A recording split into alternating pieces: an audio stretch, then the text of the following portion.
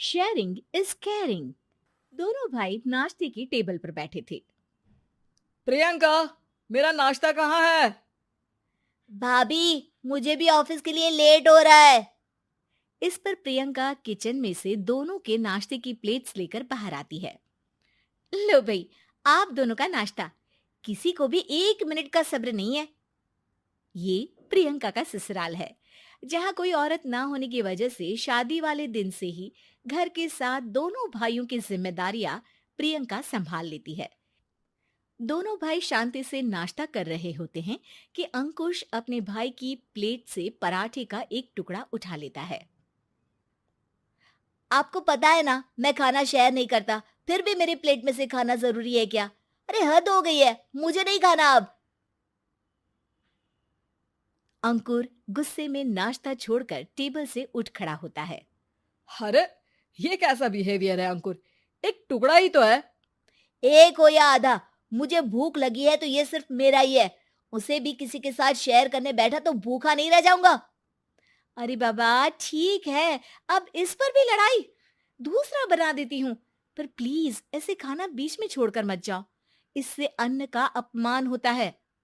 ओ please भाभी, ऐसी कोई चीज होती ही नहीं है। आपके पास पैसे हैं, खरीदो और खाओ। अगर नहीं खाया जाए तो फेंक दो। अरे दुनिया में सब यही करते हैं। अंकुर बैग उठाकर ऑफिस के लिए चला जाता है, जिसके पीछे उसका बड़ा भाई मायूस सा घर में खड़ा रह जाता है। जिसने बचपन से सोने की चम्मच में खाया हो, उसे दुनिया के बारे में क्या पता होगा। वैसे गलती तो हमारी ही है। अगर कभी बचपन में ही सही गलत का फर्क सिखाया होता तो आज ये हाल नहीं होते। आप फिक्र क्यों करते हैं जी? भगवान है, वो जो भी करता है सबकी भलाई के लिए ही करता है। और जब वो चाहेंगे तो अपनी तरह से अंकुर भैया को भी सब कुछ सिखा देंगे। पत्नी की बात पर विश्वास कर अंकुश भी ऑफिस चला जाता है। सुबह से दोपहर होती है और अंकुर लंच करने ऑफिस के पास वाले रेस्टोरेंट में पहुंचता है, जहां वो एक साथ बहुत सारा खाना ऑर्डर कर देता है। सर, क्या कोई आपको ज्वाइन करने वाला है? नहीं तो क्यों? अब कुछ नहीं सर, ऐसे ही। वेटर चला जाता है और कुछ देर में अंकुर का ऑर्डर लेकर वापस आता है, जिस पर अंकुर सब डिशेस में से थोड़ा थोड़ा खाकर बाकी ऐसे ही छोड़कर बिल देकर चला जाता है। वाह भगवान, तेरी माया।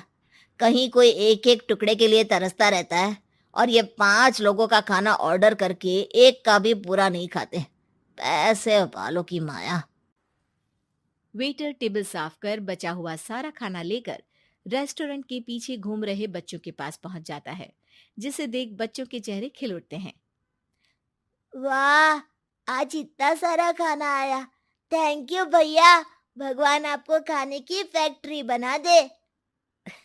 अगर ये फैक्ट्री मेरी होती तो तुम लोगों को कभी किसी का झूठा बचा हुआ खाना नहीं खाना पड़ता। चलो तुम लोग खाओ, पर ध्यान रखो किसी को पता ना चले, नहीं तो मेरी नौकरी चली जाएगी। इसी के साथ दिन बीतता है और रात को दोनों भाई एक साथ घर पहुंचते हैं। कुछ देर में सब डिनर करने बैठते हैं, जहां अंकुश अंकुर को समझाने की कोशिश करता है।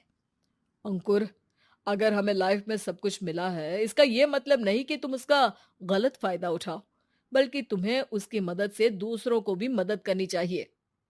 भैया, जिनके पास नहीं है उनकी वजह मैं तो नहीं ना। और ऐसे बहुत लोग हैं जिनके पास सब कुछ है। इसलिए अगर मैं एक इंसान कुछ नहीं करूंगा तो कोई फर्क नहीं पड़ने वाला। तुम्हारे भैया बस एक चीज समझाना चाहते हैं कि जिस चीज की हमारे पास कमी नहीं है, उसे बर्बाद करने से अच्छा है कि लोगों के साथ शेयर करें। इससे हम सिर्फ सामान नहीं, खुशियां भी बांटते हैं, और इसमें तुम्हारा ज्यादा कुछ तो जाएगा नहीं। भैया भाभी की बात सुन अंकुर कुछ बोले बिना उठकर चला जाता है। इसी तरह दिन बीतते रहते हैं, जिसमें अंकुश और प्रियंका कोशिश तो बहुत करते हैं, पर अंकुर पर किसी भी चीज का कोई असर नहीं पड़ता। एक दोपहर अंकुर सैंडविच खाते हुए सड़क के किनारे चल रहा होता है। तभी उसकी नजर आइसक्रीम वाले पर पड़ती है और वो सैंडविच सड़क किनारे फेंक आइसक्रीम खरीदने पहुंच जाता है। अब इसे कहते हैं जिंदगी का सुख। जैसे ही अंकुर आइसक्रीम लेकर पीछे मुड़ता है, तो एक आदमी को सड़क से वही सैंडविच उठाते हुए देखता है। वो आदमी बहुत कमजोर, गरीब, जैसे बहुत दिनों से खाना ना खाया हो वैसा लग रहा था। अंकुर उसके पास जाकर खड़ा हो जाता है। उसे देखकर आदमी सैंडविच अंकुर की तरफ कर देता है। आपको भी खाना है क्या? क्या हम इसे आधा आधा कर ले? मुझे बहुत भूख लगी है। वो मेरा ही झूठा सैंडविच है। तुम दूसरा खरीद कर क्यों नहीं खा लेते? इसे क्यों खा रहे हो? अरे भैया, अगर खरीदने के पैसे होते तो 4 दिन से भूखा नहीं घूम रहा होता। हैं? क्या? तुमने 4 दिन से कुछ नहीं खाया, फिर भी इस आधे सैंडविच को मेरे साथ बांटने के लिए तैयार हो गए? क्यों? अरे भैया, पैसा नहीं है तो क्या हुआ, इंसानियत आज भी उतनी महंगी नहीं हुई, और ना ही उस पर अमीर गरीब का टैग लगा है जो हम उसे रख ना सके। पर अफसोस, आजकल लोगों के अंदर पोषण, खून या विटामिन से ज्यादा इंसानियत की कमी होने लगी है। आदमी की बातों से अंकुर को समझ में आ जाता है कि वो आज तक कितना गलत काम करता आ रहा था। इसके बाद से वो अपनी किसी के साथ शेयर नहीं करने और खाने को बर्बाद करने वाली आदत को छोड़ देता है।